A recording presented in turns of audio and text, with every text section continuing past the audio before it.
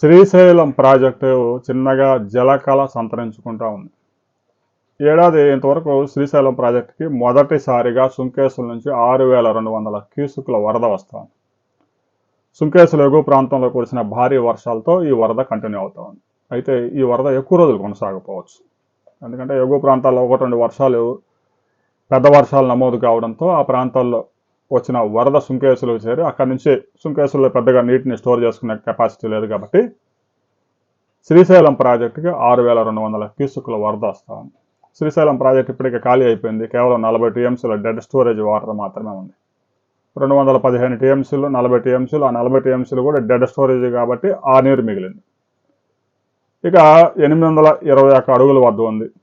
ఒక అడుగు లెవెల్ పెరిగింది గడిచిన వారం రోజుల్లో. రాబోయే వారం రోజుల్లో మరికొంత ఫ్లడ్ వచ్చే అవకాశం ఉందని అంచనా వేస్తూ ఉన్నారు. ఎగువ ప్రాంతాల్లో వర్షాలు కొంచెం అనుకూలంగా ఉన్నాయి కాబట్టి.